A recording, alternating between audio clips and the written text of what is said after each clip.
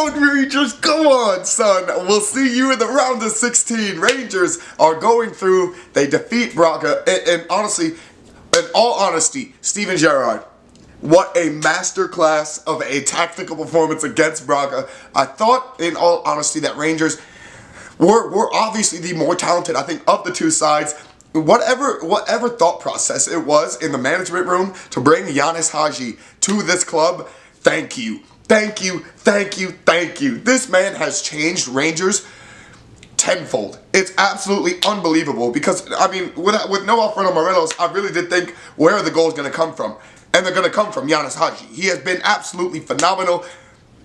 We won't talk about the penalty miss. We will blast it from our minds. Everyone, just no penalty miss. It didn't happen, all right? We won't talk about it because that was an extremely tense moment. I did not know if, to any degree, if Rangers were going to be able to get their big, much-needed consolation away goal after that, but thank goodness they did, because Braga realistically, all they had to do with them at home was score one goal and wait Rangers out, because they got the 2 away goals at the Ibrox. So I was just so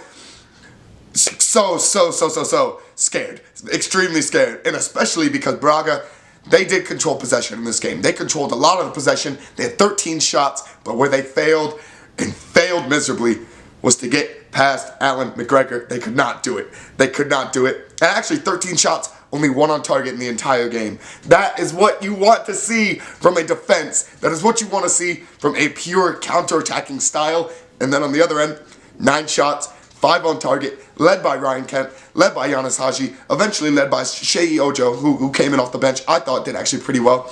Good by Davies as well, or Stephen Davis. This is one of those games where you could think afterwards, Steven Gerrard masterclass. Steven Gerrard masterclass. That is literally what I think from this managerial performance. To have your team set up in a 4-3-3, still be so defensively solid against tricky players like the Paulinho, like obviously Francisco Trincao, who was just purchased by Barcelona, left at Braga obviously because he's still super young. Give him some game time, especially in the Europa League.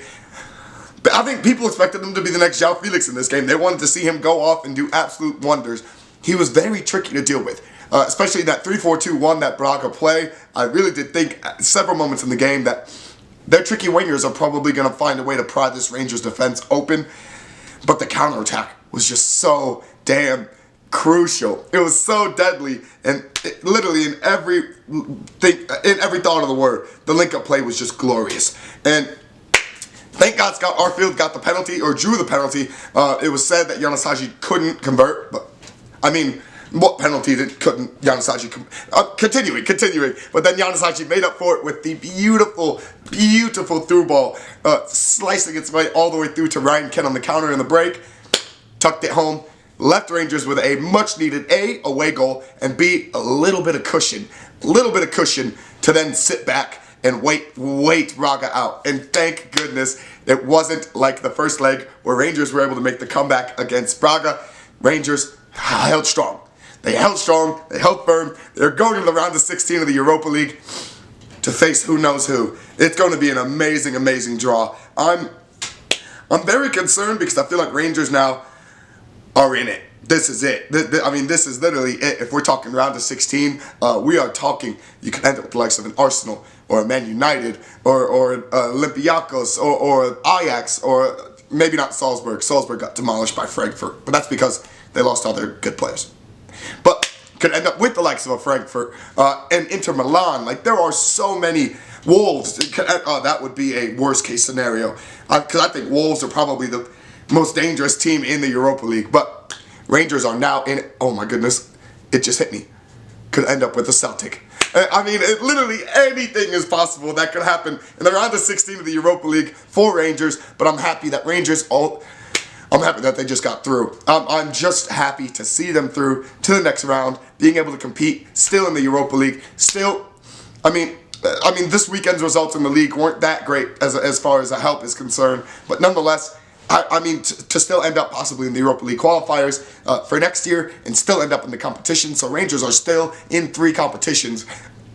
I'll take it. I'll take it at the moment. I'm very chuffed with it. I'm very happy about it.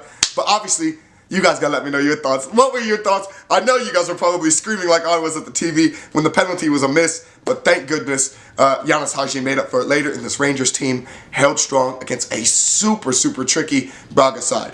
Fair play to Braga. I think they have several very, very good young talents on that squad. You can see why they made it to this point, getting out of that group with Wolves in it. And honestly, props to them, hats off to them, but the true competitors are going through, and it's Rangers nonetheless. So thank you guys so much for watching. Obviously, let me know your thoughts down in the comments below on it, and peace.